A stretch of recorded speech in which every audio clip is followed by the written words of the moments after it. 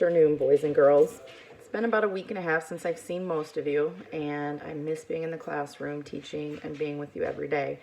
And it's kind of indefinite as to when we might be back in school, so I thought maybe I would start checking in with you daily and reading you a chapter a day.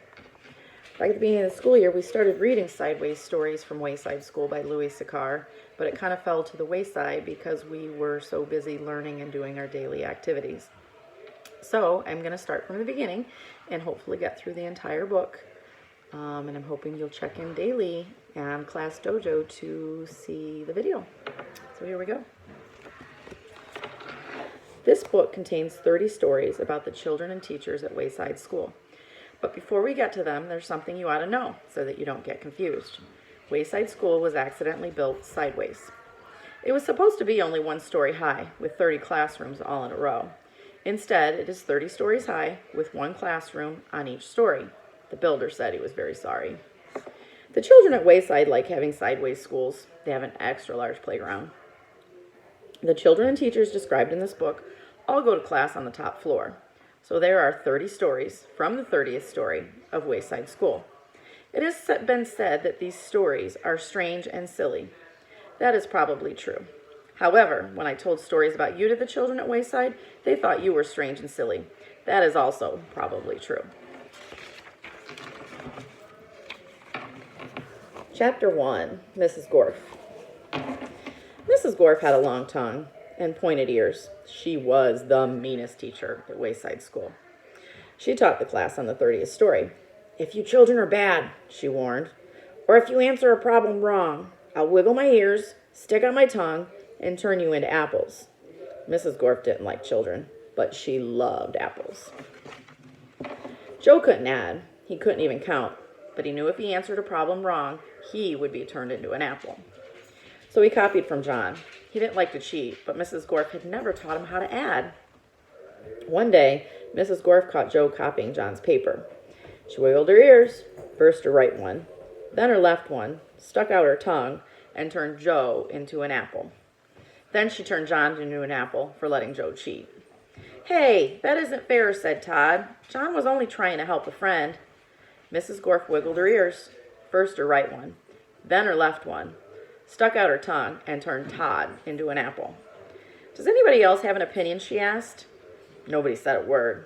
Mrs. Gorf laughed and placed the 3 apples on her desk. Stephen started to cry. He couldn't help it. He was scared. "I do not allow crying in the classroom," said Mrs. Gorf. She wiggled her ears, first her right one, then her left one, stuck out her tongue, and turned Stephen into an apple. For the rest of the day, the children were absolutely quiet, and when they went home, they were too scared to even talk to their parents. But Joe, John, Todd, and Stephen couldn't go home. Mrs. Gorf just left them on her desk. They were able to talk to each other, but they didn't have much to say. Their parents were very worried. They didn't know where their children were, and nobody seemed to know. The next day, Kathy was late for school.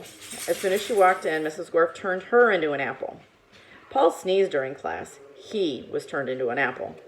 Nancy said, "God bless you," when Paul sneezed. Mrs. Gorf wiggled her ears, first her right one, then her left one, stuck out her tongue, and turned Nancy into an apple. Terrence fell out of his chair. He was turned into an apple. Marisha tried to run away. She was halfway to the door as Mrs. Gorf's right ear began to wiggle. When she reached the door, Mrs. Gorf's left ear wiggled. Marisha opened the door and had one foot outside when Mrs. Gorf stuck out her tongue. Marisha became an apple. Mrs. Gorf picked up the apple from the floor and put it on her desk with the others. Then a funny thing happened.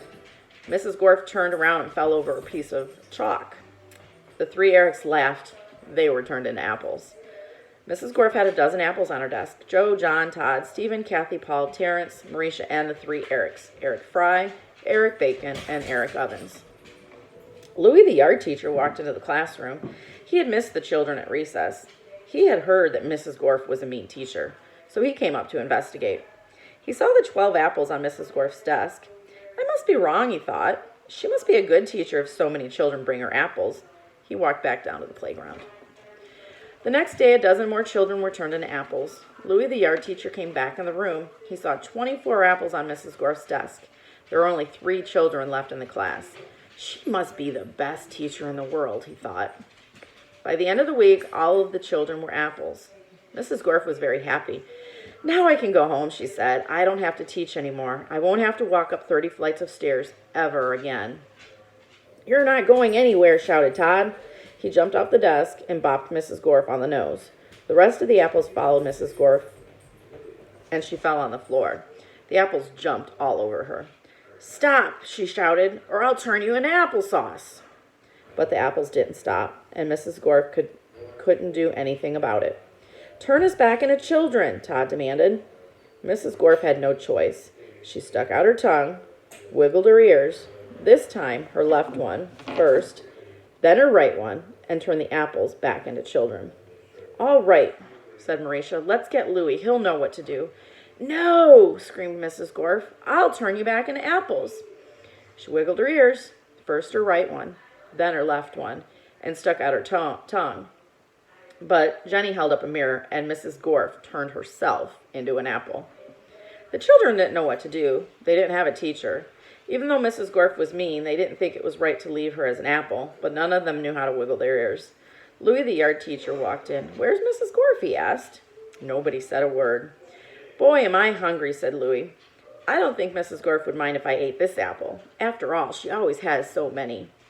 He picked up the apple, which was really Mrs. Gorf, shined it up on his shirt, and ate it. Well, I hope you enjoyed today's chapter, and I will check in with you again tomorrow. Be safe and take care.